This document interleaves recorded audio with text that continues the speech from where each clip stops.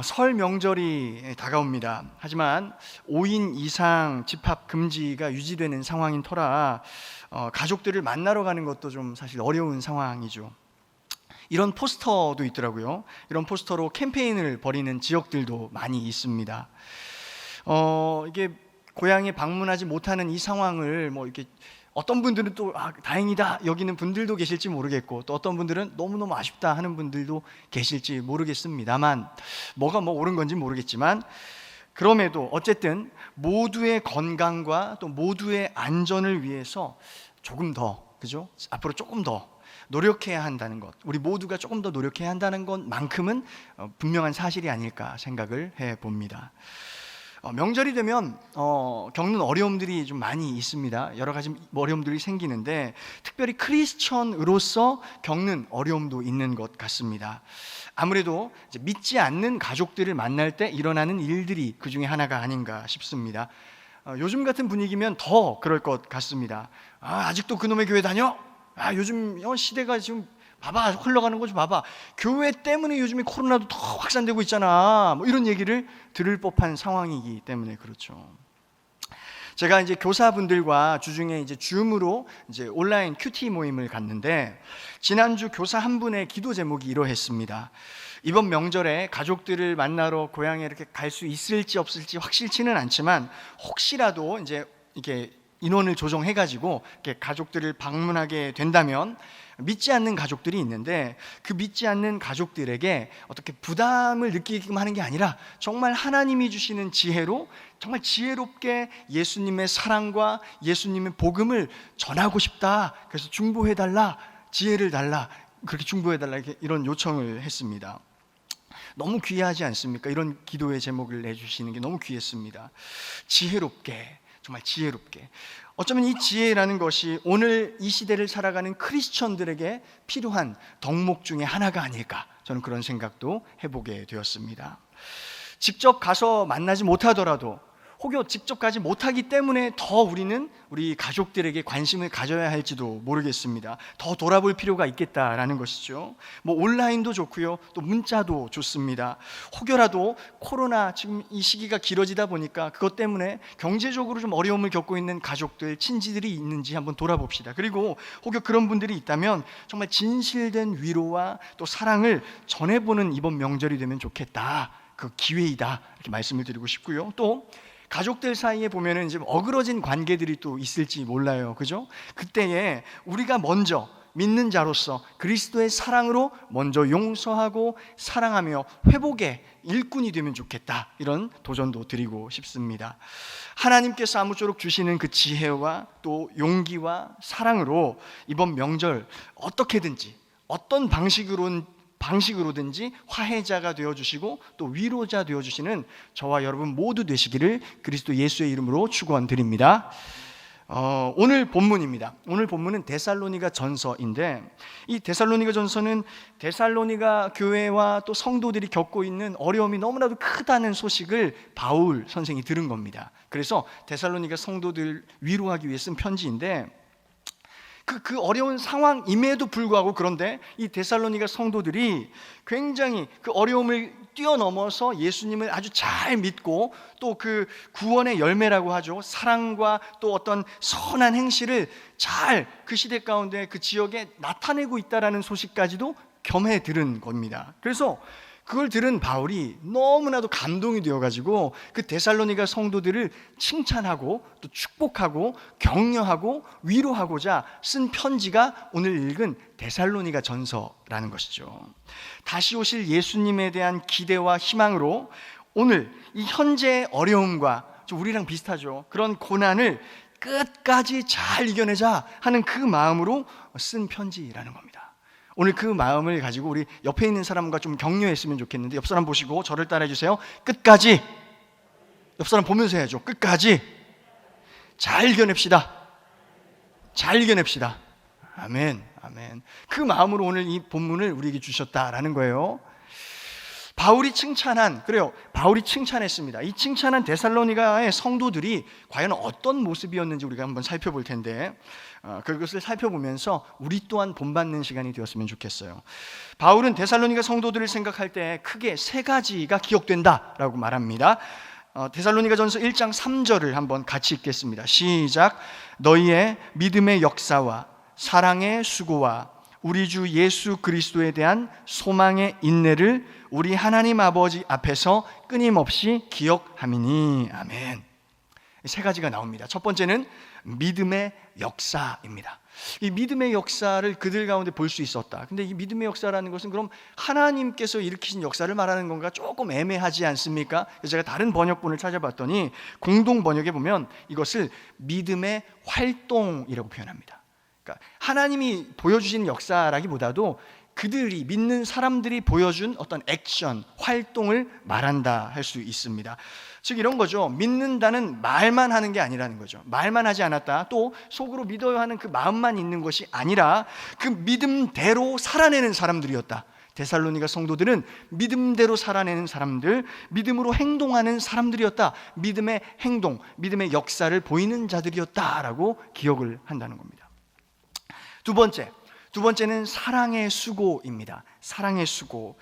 수고와 헌신과 희생을 피하지 않는 사람들이었다라는 겁니다. 그렇게 기억한다는 거예요. 수고를 하는데 중요한 게 있습니다. 사랑의 마음으로 수고를 했다라는 거예요. 사랑의 마음으로 수고를 했다. 이게 중요합니다. 이 사랑의 마음이 아닌 다른 마음으로 수고를 하다 보면요, 우리 모두가 한 번쯤은 경험했을 겁니다. 약간 서운한 마음이 들 때가 생깁니다. 사랑이 아닌 다른 마음으로 수고를 하면 서운한 마음이, 괜히 쟤는 수고 안 하고 나만 자꾸 수고하는 것 같고 서운한 마음이 들기도 하고요. 또 다른 마음으로 이렇게 헌신하고 희생하다 보면은 어떤 면에서는 교만한 마음이 생기기도 합니다. 이게 다 우리가 경험을 해봤던 일 아닙니까? 사랑의 마음으로 수고했다. 그것이 굉장히 중요하다는 거죠. 그리고 세 번째가 바로 소망의 인내인데, 중요한 것은 그리스도 예수에 대한 소망의 인내입니다. 이 또한 이제 공동 번역으로 보니까 이거예요. 꾸준한 희망이에요. 소망의 인내가 꾸준한 희망입니다. 현실 상황이 어려운 때에도 꾸준하게 예수님만을 바라보는 거죠. 우리 시선이 자꾸 분산됩니다. 다른 것들을 막 보게 해요. 하지만 꾸준하게 그럼에도 예수님만을 바라보는 것이죠. 예수님 바라보면서 인내하고 또 꾸준하게 소망을 노래하는 겁니다. 상황이 어떻든 간에 꾸준하게 희망을 이야기하는 사람들이었다라는 거예요. 꾸준함, 이게 오늘 이 시대 현대 크리스천들에게 필요함이 아닐까 저는 생각을 해봐요. 요즘 사람들이 이렇습니다. 금방 뜨거워지지만 또 금방 사그라듭니다. 그게 어쩌면 요즘 젊은 특히나 크리스천들의 모습이 아닌가 싶어요. 옛날에 우리 어르신들 꾸준함을 가지고 오늘까지도 이렇게 꾸준함을 가지고 신앙생활을 하시지 않습니까? 그런 것들이 오늘 우리에게, 오늘 현대 크리스천들에게도 필요한 덕목이 아닐까, 필요되는 이야기다 생각이 듭니다. 이 세 가지, 그들이 보였던 믿음의 역사, 또 사랑의 수고, 소망의 인내, 이 세 가지를 우리가 먼저 좀 기억했으면 좋겠습니다. 그리고 6절을 이어서 한번 읽어보겠습니다. 6절 시작. 또 너희는 많은 환난 가운데서 성령의 기쁨으로 말씀을 받아 우리와 주를 본받는 자가 되었으니. 아멘. 그들은 또 이게 많은 환난 가운데서 그냥 막 무슨 탄탄대로 좋은 어떤 상황이 아니었던 거예요. 오늘 우리랑 똑같다고 볼 수 있을 것 같아요. 우리의 상황과 비슷합니다. 무수한 많은 환난 가운데서도, 하지만 그곳에서도 성령이 주시는 기쁨, 어떤 환경이나 상황이 주는 기쁨이 아니라 성령께서 주시는 기쁨으로 무엇을 했느냐? 하나님 말씀을 받았다라고 합니다. 귀로 흘린 게 아니에요. 성령이 주시는 기쁨으로 충만해서 말씀을 주실 때 말씀을 확 받았다라는 거죠. 말씀을 받아서 어떤 삶으로 나아갔느냐? 우리를, 그리고 주를 본받는, 우리는 여기 바울을 의미하고 바울을 포함한 어떤 믿음의 선배들을 의미하겠죠. 그들을 따랐고 또 더 나아가서 주님, 예수님을 본받는 자들이 되었다, 이렇게 나와 있습니다. 이건 좀 외웠으면 좋겠다 생각을 해요. 한번 저를 따라해 주십시오. 큰 소리로. 많은 환난 가운데서도 성령이 주시는 기쁨으로 말씀을 받아들여 주님을 본받자. 이거 외워야 되거든요. 한 번만 더 다시 할게요. 시작. 많은 환난 가운데서도 성령이 주시는 기쁨으로 말씀을 받아들여 주님을 본받자. 아멘. 이것만 오늘 외우고 집에 가도 좋습니다. 이것만 오늘 실천해도 진짜 천국을 하루를 살아내시리라 저는 기대합니다. 그렇게 어려운 상황 속에서도 다른 게 아니에요. 상황이 주는 어떤 내 원하는 대로 뭔가 상황이 흘러가서 얻는 기쁨이 아니라 오직 성령이 주시는, 하나님만이 주실 수 있는 그 기쁨을 누리면서 그 기쁨으로 말씀을 받아 먹는 거죠. 그리고 그 주님을 본받는 삶으로 나아가는 그러한 모습, 그런 사람들, 그런 성도들이었다라는 겁니다. 그런 성도들이었으니 그 이후에 어떤 일들이 일어났는가, 이게 또 중요합니다. 7절을 이어서 읽어보겠습니다. 7절 시작.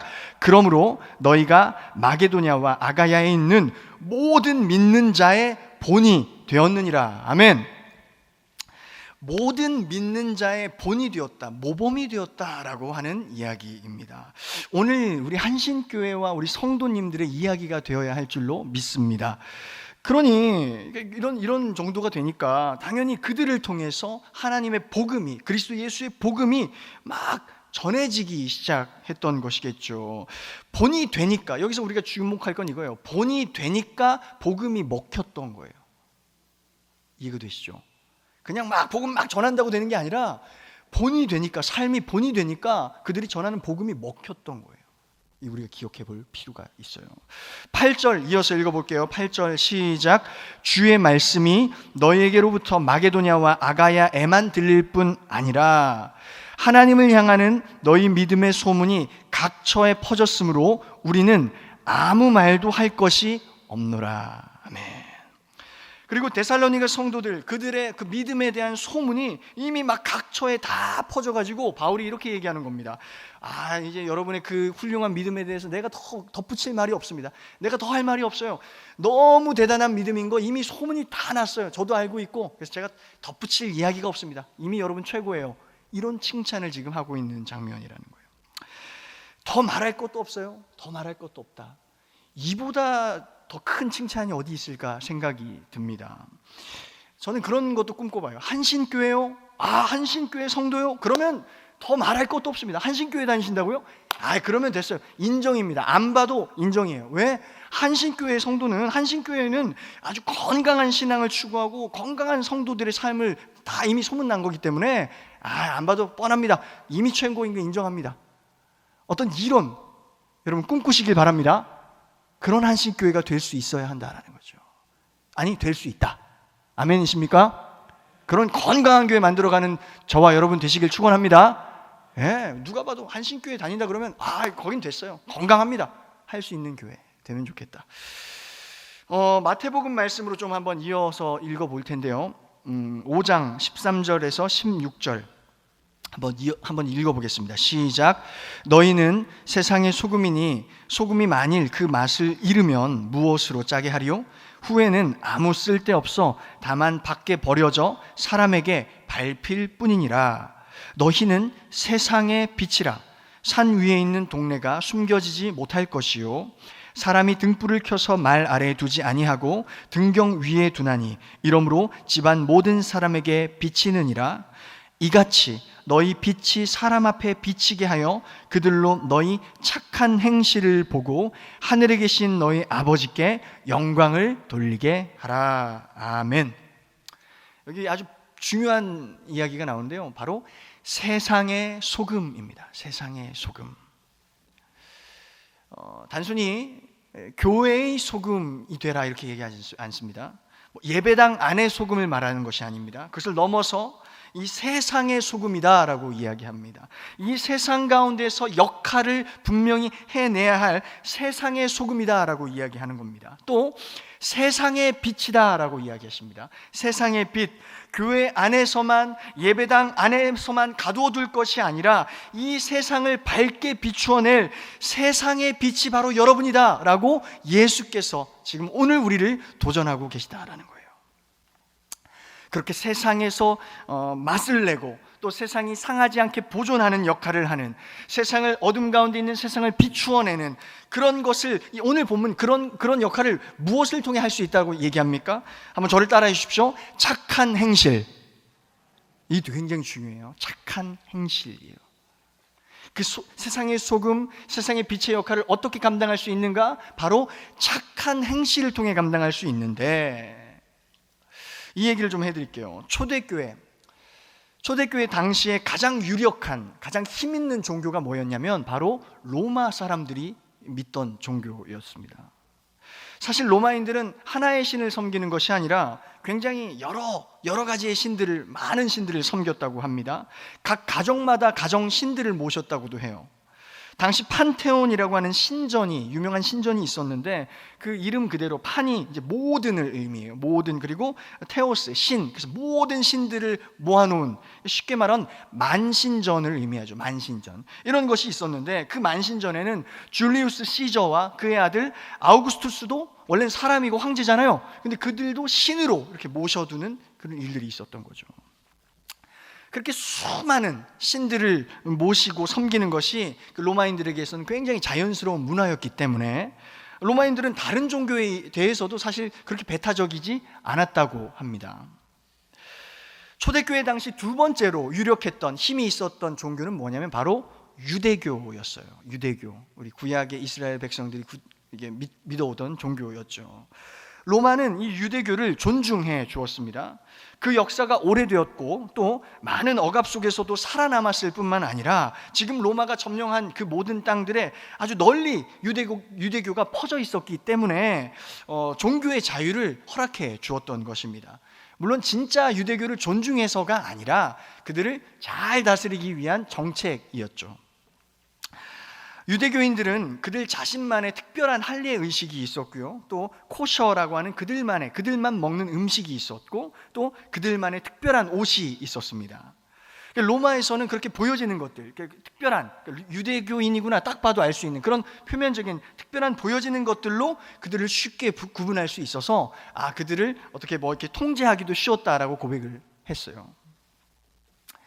그리고 이제 세 번째가 뭐냐면 바로 예수를 믿는 그리스도인들이 있었는데, 이 유대교인들과는 좀 달리 이 그리스도인들은 겉으로 볼 때 다른 이 세상 사람들과 크게 구분되는 일이 없었습니다. 구분되는 게 없었어요. 하지만 그들이 달랐던 건 딱 하나인데요, 이겁니다. 삶의 방식이었어요. 겉으로 보기에 옷이 다르거나 먹는 음식이 특별하거나 이게 아니라 삶의 방식이 달랐다라는 거예요. 그리스도인들은 당시 힘을 추구하고 강자의 이익을 도모하던 그런 다른 종교들과 달랐습니다. 또 이기적이고 배타적인 그런 성격을 띠던 당시의 어떤 유대교와 같은 그런 종교와 또 달랐습니다. 낮고 천한 곳에 오신 예수님을 그들은 기억했죠. 낮고 천한 곳에 오셔서 섬김의 삶을 힘으로 막 다스리는 게 아니에요. 섬김의 삶을 아래로부터 살아내셨던 예수, 그러다가 십자가에 달리셨지만 다시 부활하신 그 예수님을 믿고 그분을 따르는 섬김의 삶을 그리스도인들이 추구했다라는 거예요. 그게 다른 점이었다는 거죠. 이해가 되시죠? 그래서 섬기는 자리에는 어김없이 누구보다 먼저 달려온 그리스도인들을 볼 수 있었고요, 또 나눔의 자리, 또 희생의 자리에도 어김없이 그리스도인들을 먼저 볼 수 있었다고 합니다. 그게 다른 점이었다는 거죠. 그러한 착한 행실, 삶의 본을 통해서 예수님을 믿고 따르던 그 초대교회 그리스도인들을 통해서 살아있는 하나님의 복음이 이제 그들을 통해 전해지기 시작했고, 또 오늘 그래서 저희들에게까지, 오늘 여기 있는 저와 여러분에게까지 그 복음이 전해져 내려오고 있다라는 사실을 우리가 기억해야 한다는 거죠. 이 대목에서 우리가 한번 좀 돌아보았으면 좋겠습니다. 우리가 가지고 있는 신앙을 한번 좀 돌아보자는 거예요. 혹시 오늘 우리도 당시 로마인들처럼, 그 로마인들이 가졌던 신앙처럼 우리가 신앙을 가지고 생활하고 있진 않았나? 혹여 나의 만족과 나의 유익을 위해서 그것들을 만들어줄 만한 그런 것들을 다 신이라고 여기고 그런 것들을 오히려 하나님이라고 여기면서 추구해오는 게 우리들의 모습은 아니었는지를 한번 돌아보자는 거. 두 번째, 또 당시 유대교처럼 우리의 신앙이 어쩌면 좀 교만하고 배타적인 그런 모습을 가지고 있지는 않은지 한번 또 돌아봐야 할 것 같습니다. 당시 유대인들은 선민 사상이라는 걸 가졌습니다. 나 아브라함의 자손이야, 이거 왜 이래 하는 그런 말들을 늘 하던 게 유대교인들이었죠. 아브라함의 자손이라고. 그런 교만함, 그리고 또 배타성, 이런 것이 우리의 신앙에 녹아져 있지는 않은지 한번 좀 돌아볼 필요가 있을 것 같습니다. 초대 그리스도인들이 보여줬던 신앙은 다른 것이 아니라 삶이었습니다. 삶. 무엇을 입고, 무엇을 먹고, 무엇을 겉으로 보여주고, 이런 것이 중요한 게 아니라 그들이 살아내는 삶이었습니다. 그게 차이였어요. 착한 행실이었다라는 겁니다. 제가 질문을 하나 드리겠습니다. 요즘에 세상이 교회를 별로 안 좋아하고 또 교회가 드리는 모여서 드리는 이 예배를 싫어한다고 우리가 하지 않습니까? 근데 정말 그럴까요? 한번 질문해 봅니다. 정말 세상이 보기 싫어하는 것이 이 교회이고 교회의 예배일까요? 우리가 지금 모여서 예배를 드리는 이것을 보기 싫어하는 것일까요? 역으로 제가 말해 보겠습니다. 세상이 진짜 정말로 보고 싶어 하고 또 궁금해하는 것은 무엇일까? 그것은 우리 신앙인들이 드리는 예배가 아닙니다. 무슨 말이냐면 우리 신앙인들이 드리는 이 예배의 뜨거운 분위기, 아니면 경건하고 고상한 예배의 형식, 이런 것들을 궁금해하거나 보고 싶어하는 것은 아니라는 거죠. 그건 관심 없습니다. 세상 사람들은. 오히려 그 예배, 우리가 예배를 함께 드릴 때 그 예배에 담겨있는 신앙 가치가 무엇인지에 대해서는 궁금할지 모르겠어요. 그리고 더 중요한 것은 그 고상하고 멋진 그 신앙 가치를 어떻게 세상 가운데 실천하고 있는지, 어떻게 실현해내고 있는지, 그것에 대해서는 분명히 주목하고 관심하고 있다고 저는 생각을 해요. 우리 신앙인들이 기도를 할 때 방언으로 하는 게 중요하니 아니면 묵언으로 하는지 그거에 관심 없어요. 기도를 보고 하는지 아니면 외워서 하는지 그런 것에도 관심 없습니다. 세상은. 세상이 진정 보고 싶어하고 궁금해하는 것은 그렇게 예배하고 그렇게 기도하는 이들의 삶이라는 거죠. 오늘날 교회가 비판받는 이유가 무엇입니까? 정말 예배를 너무 열심히 해서 그런 겁니까? 저는 그렇게 생각하지 않습니다. 예배를 그렇게 강조하고 기도를 그렇게 강조하면서도 그렇게 예배하고 기도하는 이들의 삶이 그 예배와 기도를 완성시키고 있지 못하기 때문은 아니겠습니까? 오늘 본문을 보면 무엇이라 도전합니까? 너희의 기도를 사람들이 보게 해서, 세상 사람들이 너희의 예배 드리는 모습을 보고, 너희가 꼬박꼬박 헌금을 잘 내는 모습을 보고 하나님께 막 회개하면서 눈물 흘리는 그 장면을 보게끔 해서 하나님 아버지께 영광 돌리라, 그렇게 말하지 않았습니다. 그게 아니라 착한 행실, 너희들의 착한 행실을 보고 세상에서의 그 선한 삶, 사랑의 실천 행동을 보고 세상 사람들이 저 사람의 삶을 보니 진짜 하나님이 살아계시구나, 그것을 느끼며 경배하고 찬양하게끔 하라, 이 얘기를 하고 있는 거죠. 오늘 같은 때에 우리 신앙인들이 무엇을 할 수 있을까? 무엇을 해야 하는가? 참 많은 질문이 들죠. 세상에서는 이렇게까지 얘기합니다. 교회에 너희들 그냥 가만히 있어, 가만히 있는 게 도와주는 거야, 너네는 그냥, 이런 이야기까지 듣는데 진짜 이러한 상황에 우리 신앙인들은 무엇을 할 수 있고 무엇을 해야만 하는지 곰곰이 우리 돌아봐야 할 것 같습니다. 언젠가 종교개혁자 마르틴 루터가 이렇게 이야기했습니다. 예배에 대해 정의했는데요, 이겁니다. 예배란 사실 드릴 것 하나 없는, 우리가 지금 예배 드린다고 이렇게 앉아있지만 드릴 게 뭐가 있습니까? 사실 없어요. 그죠? 그렇게 드릴 것 하나 없는 우리에게 사실 하나님께서 전적으로 부어주시는 은혜의 자리, 그 은혜의 시간이 바로 예배다라고 루터가 이야기했어요. 왜 그런지 아세요?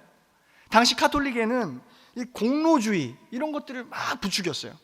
더 많이 할수록, 더 열심히 할수록, 더 많이 갖다 낼수록 나중에 복 받을 거고 천국 갈 거고 이런 얘기를 막 하니까 공로주의, 서로 경쟁에 붙이고 이런 일들이 폐단이 일어나는 거예요. 루터가 그런 거 아니라고. 우리가 열심을 다하는 노력 때문에 이루어지는 게 예배가 아니라, 우리는 정말 아무것도 아니지만, 죄인이지만 전적으로 부어주시는 하나님의 은혜, 그것을 누리는 자리가 바로 감사한 예배의 시간이다 라고 얘기를 하는 거죠. 완전히 다른 얘기를 한 겁니다. 그렇게 값없이 주시는 은혜를 체험하는 시간과 자리가 예배이고요. 이제는 그 은혜를 머금은 자로서, 이제 이 다음 스텝인데요, 그 은혜를 머금은 자로서 나는 오늘 어떻게 살아갈 것인가, 어떻게 그 주신 은혜와 사랑을 또한 나도 값없이 내 주변의 이웃들에게, 가족들에게 값없이 흘려보내며 살 것인가, 이것을 고민하고 이것을 결단하는 것이 예배다. 루터가 얘기했던 것이죠. 그게 바로 예배다. 1527년이었습니다. 1527년 루터 당시예요. 루터 당시 비텐베르크에 전염병 페스트가 막 창궐해서 퍼지기 시작했습니다. 흑사병이라고 불리는 병이었습니다. 그 병이 막 창궐해서 막 퍼지자 사람들의 마음이 이렇게 갈리기 시작했어요. 쪼개지기 시작했습니다. 한쪽에서는 이 전염병 너무 무서운 거기 때문에 전염병을 피해서 도망가야 한다, 그래서 짐 싸서 막 도망가는 사람들이 있었고요. 또 한쪽에서는 아니다, 우리가 믿음으로 기도해서 이 전염병을 물리쳐야 한다, 버티자. 그러면서 지금 막 저 비텐베르크 떠나는 저 사람들은 믿음이 없는 사람이야, 신앙을 저버린 사람들이야 하면서 비난하는 그런 목소리가 또 한 축이 있었고요. 또 한쪽에서는 그 모습을 보면서 이러지도 못하고 저러지도 못하고 하면서 굉장히 발을 동동 구르는 사람들도 있었고, 또 한쪽에서는 이것은 하나님의 형벌입니다 하면서 막 이야기하면서 선포하면서 막 걸어다니는 그런 사람들의 부류도 있었다고 합니다. 당시 요한 헤스라고 하는 루터의 친구가 있었는데요, 이 친구가 루터에게 몇 번이고 질문을 했습니다. 이런 거죠. 바로 이러한 상황에, 이렇게 막 전염병이 창궐하는 이 시기에 우리는 신앙인으로서 도망치는 것이 맞는 건지, 아니면 여기서 기도하면서 버티는 게 맞는 건지 질문을 했다라는 거예요. 그러자 루터가 이제 편지글을 하나 써가지고 답변을 했는데, 1527년 그때 루터가 쓴 편지글을 그 일부를 제가 읽어드리면서 말씀을 마무리하려고 합니다. 한번 잘 들어주시기 바라요. 안 좋은 일이 생기면 하나님의 형벌이라고 쉽게 말하는 사람들이 있다. 물론 신앙인이라면 하나님의 형벌을 달게 받는 것이 바른 자세일 것이다. 좋다. 그럼 한번 생각해 보자. 집에 불이 났을 때 그 불은 하나님의 형벌이니 아무도 서둘러 뛰어나가지 말고 집 안에 있어야 한다. 깊은 물에 빠진 사람은 수영할 줄 알아도 포기하고 신성한 형벌을 달게 받아야 한다. 다리가 부러지거나 뱀에 물리면 하나님의 형벌이니 치료받지 말라. 하나님의 형벌이다. 저절로 치유될 때까지 기다리는 게 신앙이다. 홍수와 지진, 전염과 질병, 가뭄과 흉작 모두 하나님의 형벌이니 달게 받자. 그런데 왜 당신은 배고픔과 갈증에 그리 쉽게 굴복하는가? 그것도 하나님의 형벌이니 배고픔과 갈증이 멈출 때까지 참아야 하지 않겠는가? 왜 참지 못하고 먹고 마시는가?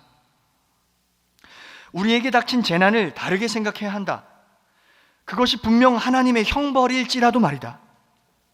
재난이 닥칠 때 힘써 피해야 한다. 자신을 위해서만이 아니라 이웃을 위해서 피해야 한다. 그런 다음 재난과 위험을 널리 알려야 한다. 그리스도의 사랑은 이웃의 집에 불이 나면 달려가 불을 끌 수 있도록 우리를 강요한다. 이웃이 물에 빠지거나 구덩이에 빠지면 그를 외면하지 않고 최대한 빨리 도와야 한다. 이웃이 배가 고프고 목이 마르면 지나치지 말고 음식과 음료를 제공해야 한다. 누구도 혼자서 안전한 사람은 없다. 좋은 이웃이 없다면 우리의 육체와 재산, 가족을 모두 강탈당하고 말 것이다. 이웃을 위해 그런 일을 하지도 않으면서 하나님 형벌 타령만 하는 사람이라면 하나님 보시기에 그 자가 바로 살인자이다. 사도 요한이 그의 서신 요한 1서 3장 13절에서 형제를 사랑하지 않는 사람은 살인자라고 말한다. 말과 혀로만 사랑을 말할 게 아니라 이웃의 궁핍함을 보고 자신의 소유를 내어줄 줄 알아야 한다. 그것이 하나님 사랑 안에 거하는 길이다. 하나님이 치명적인 전염병을 주셨을 때 나는 이 병을 막아달라고 주님께 자비를 구하며 간절히 기도할 수밖에 없었다. 그런 다음 집에 연기를 피우고 환기를 시키면서 약을 받아 먹어야 했다. 나를 꼭 필요로 하지 않는 곳이라면 가지 않고 피했다. 그렇게 하지 않으면 내가 다른 사람에게 전염시킬 수도 있고 나의 사소한 부주의가 이웃을 죽이는 원인이 될 수도 있기 때문이다. 그러나 내가 필요한 곳이라면 어디든 가리지 않고 달려갈 것이다. 이웃에게 도움이 될 수 있다면 사람과 장소를 가리지 않고 달려가 어떤 일이든 해야 한다. 보시라, 이것이야말로 하나님을 참으로 경외하는 신앙이다. 그 신앙은 어리석거나 뻔뻔하지 않으며 사람을 선동하거나 미혹하지 않는다. 1527년 그 당시 종교개혁자 루터가 쓴 편지입니다. 이 편지 뒤편에 쓰여진 놀라운 사실 하나가 있는데 뭐냐면, 이 루터가 이제 사람들을 피신시키는 겁니다. 위험하니까 피신시켜요. 피신시키면서 이 비텐베르크 교회와 목사들 그리고 의사와 공직자들은 남아라 이렇게 얘기합니다. 다 피신시키지만 그들은 남아야 합니다. 남아서 환자들을 돌봅시다 이렇게 얘기를 했다는 거예요.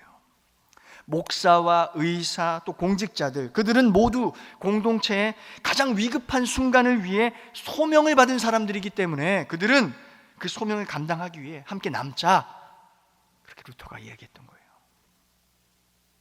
그렇게 루터는 그 남은 사람들과 함께 남아서 이 교회와 또 루터의 집, 자신의 집을 또 수도원을 병원으로 만들어서 병든 사람들을 막 치료하는 데 최선을 다했다고 합니다. 그게 루터예요. 당시 루터가 중요하게 생각한 것은 그저 예배당 안에 모여서 예배 시간을 지키는 것이 아니라 생명의 안전과 질서였어요. 왜? 하나님의 창조물들이니까 더 높은 가치를 바라봤던 거예요. 이 일을 위해 하나님께 소명을 받은 자들이 정말로 해야 할 일, 진짜로 해내야 할 일, 그것이 무엇인지를 분별하고 돌아보고 맡겨진 그 본분에 충실하자. 그것을 위해서는 두려움도 없이 남아서 버티며 환자들을 치료하자. 이렇게까지 얘기했던 게 루터예요. 모든 만물의 생명을 살리려고 함께 힘쓰는 것이야말로 진짜 예배이고 예배자들의 삶이다. 그리고 그것이야말로 참된 신앙이다. 그렇게 강조했어요, 루터가. 그리고 그것이야말로 종교개혁의 정신이었다. 우리가 기억해 볼 필요가 있다는 거죠. 우리 개신교가 거기서부터 시작되었잖아요. 오늘 믿는 자로서 우리는 무엇을 할 수 있을까? 아까 질문을 드렸습니다. 우리 믿음의 공동체와 또 우리의 가족들, 또 우리의 이웃들을 위해서 우리는 무엇을 해야 할까요? 오늘 본문 말씀들을 통해서 또 우리 개신교를 탄생시킨 이 루터의 편지를 통해서 도전받는 저와 여러분 되시기를 간절히 소망합니다. 칭찬받는 교회가 필요합니다, 여러분. 아멘이십니까? 이 시대에는 칭찬받는 교회가 필요합니다. 본이 되는 성도가 필요합니다. 세상과 타협하라는 말이 아닙니다. 칭찬받는다? 세상과 타협하라는 얘기가 아닙니다. 오히려 예배 드린 것으로 끝! 이것과 타협하지 말라는 것이죠. 오히려 그 타협을 넘어서라는 것이죠. 참된 그리스도의 가치가 무엇인지를 먼저 분별하고 그 가치로 이 세상 가운데에서 소금처럼 빛처럼 본이 되는 삶으로 선한 빛을 발휘하면서 그 길로 세상 사람들을 이끌어내라는 거죠. 그 역할을 하라는 거죠. 저는 진짜 소망하고 축복합니다. 우리 한신교회가 그 역할을 감당하게 되기를 축원합니다. 소망하십니까? 할 수 있습니다. 정말 할 수 있습니다. 이제 담임 목사님 또 이제 금방 오시고 또 새로이 여러분의 신앙과 공동체가 새로워져서 그 일들을 멋지게 감당하시길 정말 축복합니다. 칭찬받는 교회는 다른 게 아닙니다. 사람들에게 그냥 보기 좋은 교회를 하라는 게 아니에요. 그게 아니라 하나님께 칭찬받을 만한 교회이고요. 그리고 더 나아가서 세상 사람들에게도 존경받는 교회, 그런 교회가 되자라는 겁니다. 또 우리 모든 사랑하는 성도님들 한 분 한 분이 그렇게 인격적인 예수를 만나고 체험하고 그 인격적인 사랑과 은혜를 이제 먹으면 우리 또한 인격적인 어떤 삶의 실천, 선한 삶의 착한 행실의 실천을 통해서 본이 되어주는 그런 모든 성도님들 다 되시기를 정말 마음 다해 축원드립니다. 그렇게 세상의 소금, 그렇게 세상의 빛 되어 주십시오. 교회 안에서만 잘하면 뭡니까? 그죠? 밖에서도, 가정에서도, 그죠? 다 잘해야 되는 거죠. 거기 기대하시는 바가 있다라는 걸 오늘 마태복음이 전하고 있어요. 그 마음을 가지고 우리 같이 기대하고 소망했으면 좋겠어요. 다들 어려운 시기이시지만 정말 빛의 역할, 소금의 역할을 감당하는 한신교회, 또 우리 모든 성도들 되기를 기대하고 소망하며 우리 계속 나아갔으면 좋겠습니다. 함께 기도하겠습니다. 아버지 하나님, 우리는 너무나도 연약합니다.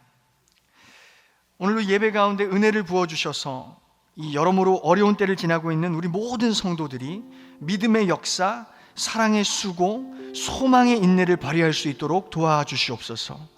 또한 주를 본받아 우리 또한 모든 믿는 자에게 본이 되어지길 원합니다. 진정 주님께서 기대하시는, 주님께서 바라시는 우리의 착한 행실을 통해 맛을 잃어가는 이 세상의 소금, 그늘진 이 세상의 빛의 역할을 잘 감당할 수 있도록 우리와 함께하여 주시옵소서. 그리하여 어디서나 칭찬받는 한신교회, 이 시대 곳곳에서 본이 되어지는 모든 한신교회 성도들 되게 하여 주시옵소서. 정말 기대하고 간절히 소망하며 예수 그리스도의 이름으로 기도하옵나이다. 아멘.